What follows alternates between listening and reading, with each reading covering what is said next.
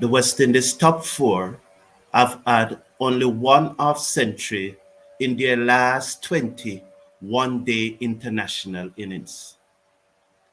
The team's two most senior batsmen, Shea Hope and Brandon King, are struggling to make their age. Shea Hope have not made his age in his last six innings, while Brandon King have passed his age just once in his last nine innings. Alec Athanaze, ever since he made that 4-1 against South Africa in the T20 match, and his fans claim that he have done his job, seems unable to get the ball off the square since then, as his struggle is one of epic proportion. Casey Carty, who have looked the best of the top four, continues to be lazy and is not prepared to work hard for his runs, as on so many occasions he gave away his wicket unnecessarily so. Hello everyone, welcome to the number one cricket channel in the Caribbean. I really appreciate your company and I'm happy that you are here. This morning, I will try to pick my playing 11 for the West Indies' third and final T20 match against Sri Lanka. The team have lost the two previous matches, and one hopes that they will play for pride in this final match. Now, yesterday morning, I was speaking to Dwight Chateau, and I picked my playing 11 then. However, I have made some changes to it since yesterday morning. You would recall that when the squad was selected for Sri Lanka, Darren Sammy, the head coach, said these words: "The tour of Sri Lanka gives us an opportunity to test the depth and assess players in different situations. We are confident in the squad ability to compete strongly against Sri Lanka." The first part of Darren Sammy's statement there, where he said to test the depth and assess players in different situations. If that was the objective of this tour, Darren Sammy, why did we play the same 11 twice? We played the same 11 in the first one-day international that got beaten. And if we are testing the depth of our squad to assess players in different situations, why then did we go into the second one-day international with the same playing 11? You just cannot trust these guys at their words. When they speak, you do not really know what you should believe. They are just trying to be diplomatic and give us something to hold. For I cannot understand why you said you are testing the depth and assess players in different positions, in different situations, yet still you went into the second match with the same 11 that you played the first match with, despite the team losing. And there were obviously some players in that first one-day international who were not up to the task.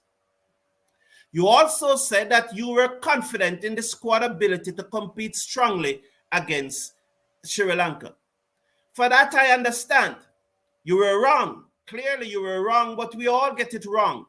So for that second part of the statement, I do not have anything to say, because there are times when our assessment and our judgment and our analysis of the situation is wrong. So that second part of your statement, although you got it wrong, I can understand it. But I cannot understand why you play the same team in the second one-day international when you said the objective of this tour is to test the depth and assess players in different positions. Now, the squad that is in Sri Lanka is now minus Shamar Joseph. The official release from Cricket West Indies is that Shamar Joseph have returned home for personal reason. There are some who doubt that it is really personal reasons. The number of messages that I have got since Shamar Joseph have been said to release from the West Indies team for personal reason and return home shows that some of us really do not like our players. There's so much vitriol that is coming out that it is not surprising, because I somehow I just get the impression that we are just ready to bash anyone without knowing the real situation. And that is why I stay away from liking and or hating a player.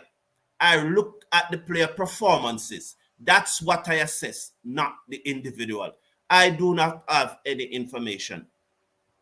So looking at the 14 players that are still there, and going by Darren Sammy's statement and hoping that he lived up to his statement, it's not about who are sure pick, but it's about which one of the four of Alec Athanaze, Brandon King, Romario Shepherd, or Aiden Walsh Jr. should be dropped from the playing 11. Let me say that again. It is not about who are sure pick in this team. It is more about which one of these four should retain their place in the playing 11.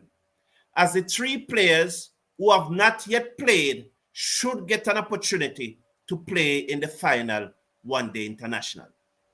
Those four players: Alec Athanaze, Brandon King, Romario Shepherd, and Aiden Walsh Jr. I am sure 90% of you will agree with me that the obvious choice is that Aiden Walsh Jr. should not retain his place. I am sure about that. Now, yesterday morning, when I was speaking to Dwight Chateau, this was the playing 11 that I gave him. As you saw there at the top, I have preliminary playing 11 for a third one-day international. My preliminary playing 11. And this was what I gave him. I have decided that if I was the coach yesterday morning, my perspective was, I am going to say to Shea Hope, I respect you as a captain. I respect your authority as a captain, but I have the final say. You are going back to the top of the order. That's where you have been most productive. I will also say to Shea Hope, you used to score a lot more runs when your strike rate was between 70 and 75. It doesn't make sense you try to score at 80 and 85 and getting out for scores under your age. Give me that 70, 75, 77 strike rate and make 100. I am satisfied with that. Now, there are those who will say that 250, 270 cannot win one-day international matches. But what I know is that 250 stand a better chance of winning a match than not scoring 200. In our last 6 one-day internationals, we have passed 200 only once. I would take 50 tomorrow morning. If someone tell me that West Indies is going to score 250 tomorrow morning batting first, I will shake their hand and I will take it. Do I want more? Yes, I want more. But judging from our last 6 one-day internationals, when the only time we have passed 200 was against Australia in that first one-day international earlier this year in February in Australia, and a batting paradise. So Shea Opal, that was my preliminary playing 11. But after consideration and after coming from church last night, then this was my playing 11. I have gone in with Brandon King to open with Elvin Lewis, Casey Cartier 3, and I've pushed back Shea Opal at 4, Rutherford 5, Chase 6, and I will have Joel Andrew as the keeper. I'm going to remove that responsibility from Shea Hope and hope that he will come good at 4. Gudakesh Moti, Matthew Ford, Alzari Joseph, and Jaden Seals. As you see there, I'm going into the match with only 5 specialist bowlers. What I want is runs on the board. Runs on the board, despite playing 6 bowlers, it appears that Hope has a challenge really knowing how to use his bowlers. If I play only 5 bowlers and West Indies is fielding first, then somehow he has to get in those 5 bowlers to bowl their 10 overs each. So this would be my final playing 11 for tomorrow's game. I think all the 3 reserves that are still in Sri Lanka should be in the playing 11.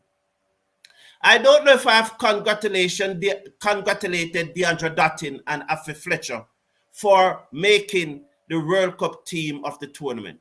If I have not done so, I would like to say congratulations to Deandra Dottin and Afi Fletcher for being a part of the ICC T20 team of the tournament for the World Cup.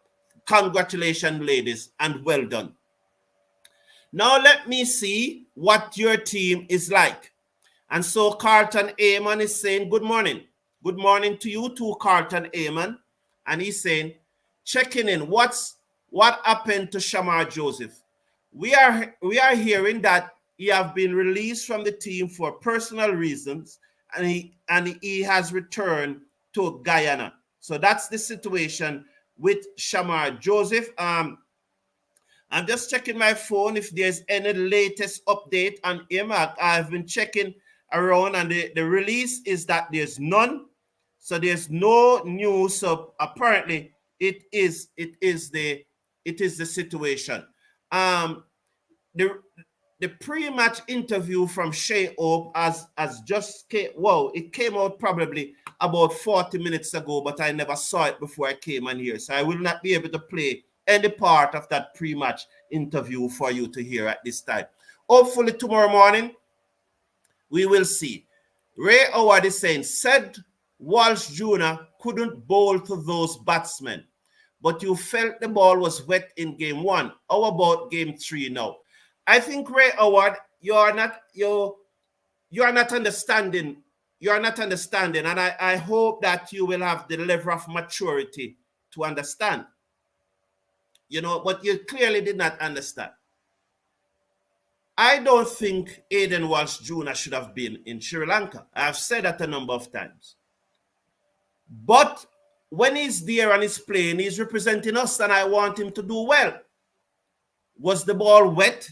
Did bowlers struggle with wet ball? Of course, they do. So what is the big deal, Ray Howard? You just want to be right. So you just want to say, you see, I'm right. Well, you have said it, Ray Howard. You are right. Congratulations. Well done, Ray Howard. It appears that you'd prefer West Indies to lose just to say you are right. I am not like that, Ray Howard. I am not like that. So Carlton Heyman is saying Ford, Andrews, Lewis, all in. Goes Atenay, Seals, and Shepherd. So you are keeping, and you see, Ray Howard, so your opinion is that exclusive, because yes, Carlton Heyman thinking that Aiden Walsh Jr. should still play, so we should never at any time think that our opinions is the only one that stand. We should respect, of course we respect your opinion, but you should also respect ours. You should do. And so, Jay, how you doing? My 11 is King, Lewis, Carty, Hope, Rutherford, Chase, Shepherd, Ford, Moti, Alzari, and Seals. Initially, yesterday morning, yes, so you have King, Lewis, Carty, Hope, Rutherford. So Wilson Mans, thank you for being here. I would have explained why he's not getting a game. You'll probably have to ask Shamar Joseph why he's returning home. Good morning, everyone. Your preliminary 11 is my squad. I don't expect any team batting first and scoring over 250 runs to win. Okay, you don't expect them to win, but and that's the point I'm making, though, Patrick Lambert. If you don't expect them to win, making 250, you cannot expect them to win making less than 250. So as small as the probability are of winning making 250, it still gives you a higher chance. As low as that chance is, it still gives you a higher chance to win than to make less than 250. Okay, Wilsonmans, understand. Oh, I thought was the other Joseph returning home based on the ticker. I will rewind the stream. Okay. And Nelson Wiseman is saying that Sammy should practice what he preached. I do hope so, and I expect then that he will test the depth of the squad, and young Joel Andrew will make his debut tomorrow morning. Yusuf Greenwich said, good morning. I still think that Hope should open the innings. I have given it a lot of thoughts over the past 5 days, and I'm convinced that if I was the West Indies coach, I would be telling him that he's going to open the innings. I have no doubt about that. In sport, you have to be ruthless. You have to be ruthless. Look at the United States of America. Their cricket is nowhere near the history and pedigree of ours, although you will hear that cricket started in the United States of America even before it started playing in Jamaica, even before it started playing in the West Indies. Many persons do not know this, but when there was a vote whether they should include West Indies among the test playing nation or include the United States of America, and the vote came down in favor of West Indies. So cricket has been playing in the United States for a very long time. But beside that, though, the point I'm making is that, judging by recent history, they do not have the pedigree, the romance, or the interest, the history, like the West Indies. Aaron Jones, who was born in Barbados, a West Indian, who came to play the CPL for St. Lucia Kings, while the United States was on tour of Namibia.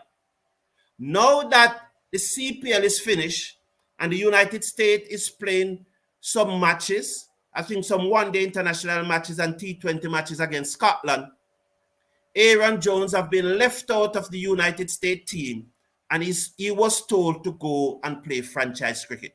Said, since you want to play franchise cricket, go and play franchise cricket. Don't think that you can just come into our team when you feel like. It is not so. And I'm saying that management has to be ruthless in international sport to achieve success. Tell me one club, one international sport team that the management is not ruthless and they are successful. For you to be successful in international sports, whether at the club level or at the country level, you have to be ruthless as an administration. And if I was the coach of the West Indies team, I would definitely be telling, or I would be instructing Shai Hope to go and open the innings. And if he failed, I'd drop him. Michael Douglas is saying Walsh was a disappointment in this series. Probably he's spending too much time playing golf when he should be practicing to bowl. Thank you very much, Michael Douglas. 100% agree. If he wants to go and play golf, go and play golf. He has been terrible. Aiden Walsh Jr., some time ago, Ricky Poynton said that the West Indies were playing club cricket. Aiden Walsh Jr. cannot get me out right now. He's bowling lollipop, dollies, full toss. Aiden Walsh Jr. is a disappointment, Michael Douglas. I could use other adjectives, but leave it at disappointment. Thank you all for being here. It was a pleasure. Have a wonderful day now. I am not sure that I'll be doing a live watch along tomorrow morning. I just don't know if I can go through it. However, if I am, then I'll post it. Thank you very much. Have a wonderful day. Take care of yourself. Take care of your loved ones.